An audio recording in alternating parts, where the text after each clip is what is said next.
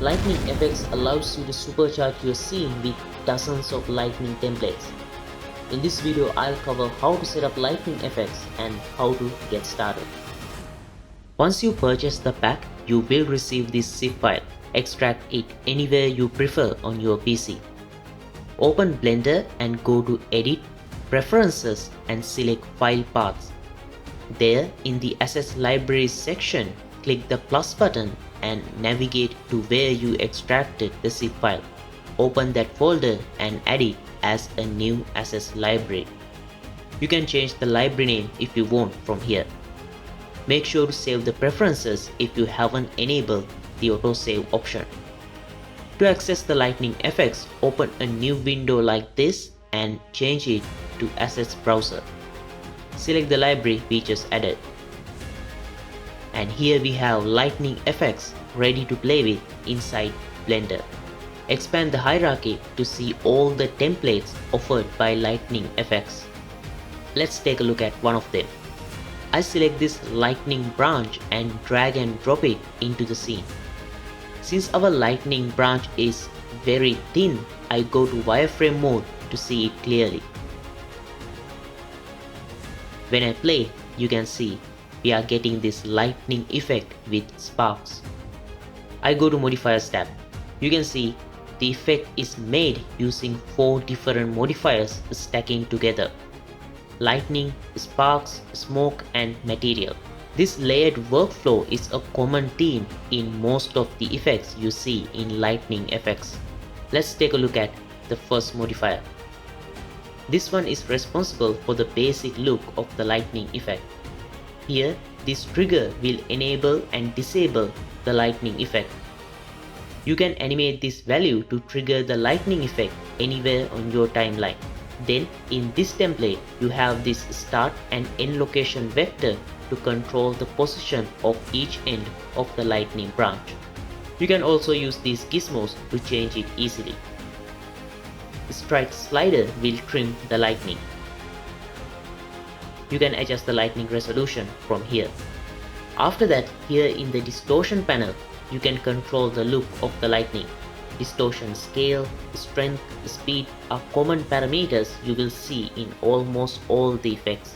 Since we are dealing with a simulation, when you make a change, make sure to play the animation from the beginning to see the updated results. Then we have sparks and smoke modifiers, which I will dive in later. For now, let's jump straight to meshing and material modifier, which converts the lightning curve to something we can see in render. I'll darken the world color a bit to see the effect clearly. Here we have two options to control the thickness flow. This will reduce the thickness of one end of the lightning. As the name suggests, maximum thickness will control the maximum thickness of the lightning. Waves will add less thick areas to the lightning, breaking that uniform look. But if you want even thickness, you can add some constant thickness to this. Here you can change the glow color. To see the effect of the glow strength in the viewport, you need to enable a post-processing effect. For that, here I enable Compositor Always option. Then make a new window from here and change it to Compositor. Enable Use Nodes. I add a glare node in between and change it to blue. Quality to high. Increase the size a bit, and that's enough for now. Now our lightning actually looks like a lightning. Let's take a look at another effect to talk about some other important settings. I delete this. Then I drag and drop this lightning proximity hit template. This will produce lightning strikes with the nearest surfaces. You can see it not working properly. If you check the lightning modifier, you can see it tells you to select a proximity collection to make the effect work. So, in the proximity collection, we need to input a collection that contains the meshes we want the lightning to interact with. I already added a bunch of meshes to the scene, and I put all of those into a collection called collision. So in the lightning effect, I select that collection from here. Immediately you can see our lightning hitting random places in that collection. When I play, you can see it keeps going. Lightning FX works in both EV and cycles. In EV, you might need to do a few more things to improve the look of the scene. But with cycles, you can see those indirect bounce lighting making a big improvement. Just like in the previous template, here you have some settings to change the look of the lightning.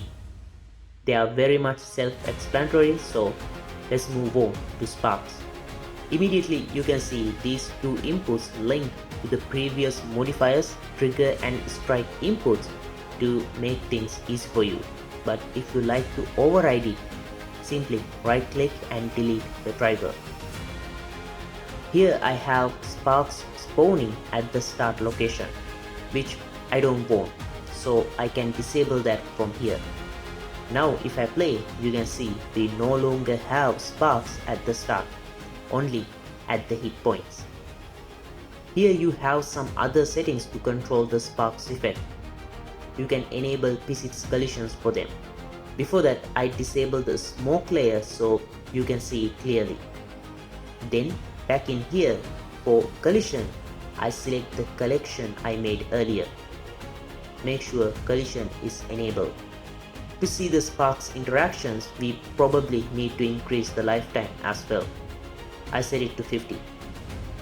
Now when I play, you can see sparks interacting with the environment, colliding and bouncing, etc.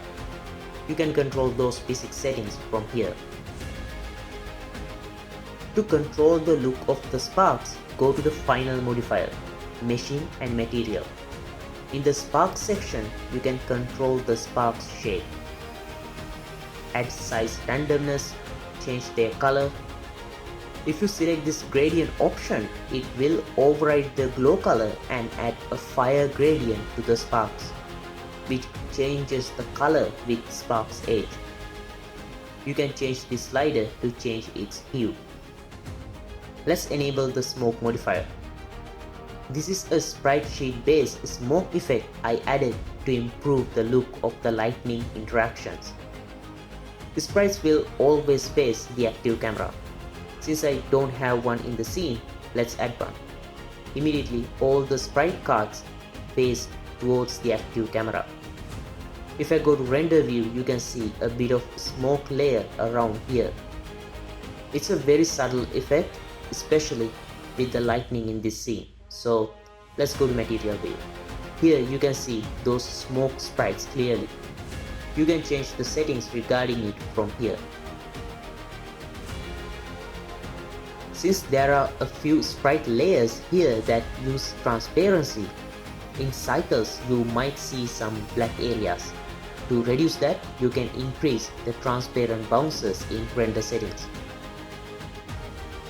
If your scene doesn't require smoke scene, you can simply remove the modifier. I'll adjust a few settings and let's do a render.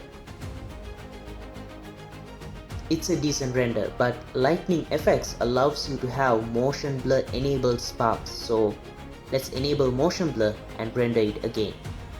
You can see it added some motion blur to the sparks. By default, I have turned off motion blur for the lightning. If you want, you can enable it from object settings. But that's not all.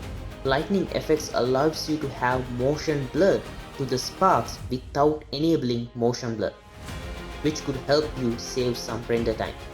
To use that, first I disable motion blur for the scene and select the lightning effect. Here in the meshing and material section under sparks, I change the mesh to either cube or cylinder. Enable velocity align and velocity scale. This uses sparks velocity to scale the sparks mesh, giving you the illusion of motion blur. Once you're happy with your lightning effect, go to the physics tab. Under simulation nodes, hit bake to bake the simulation, and your animation is ready to render. If you want to make further changes, delete the bake and make the necessary changes and pre-bake the simulation before the render. And that is the quick introduction to Lightning FX. Lightning FX gives you more templates to play with, which I will cover in the next videos.